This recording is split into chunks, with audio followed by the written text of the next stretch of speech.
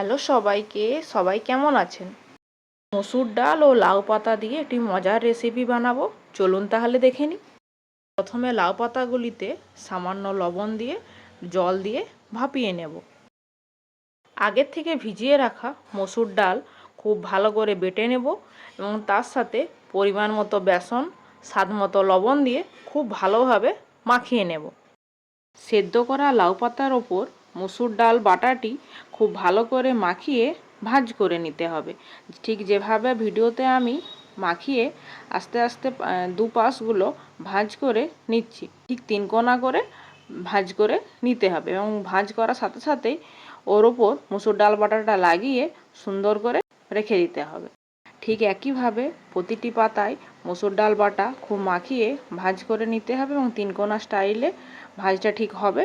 এভাবে সকল পাতাগুলি মসুর ডাল বাটা লাগিয়ে 3 কোনা করে মাখিয়ে ভাঁজ করে নেব। ভাঁজ করা হয়ে গেলে কড়াইয়ে তেল গরম করতে দেব।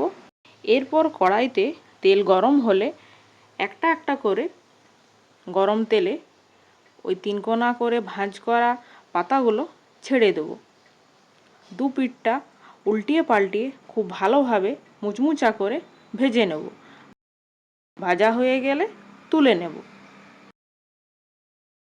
ঠিক একইভাবে বাকিগুলো খুব ভালোভাবে গরম তেলে ভেজে নেব এবং ভাজা হয়ে গেলে সেগুলিকে তুলে নেব।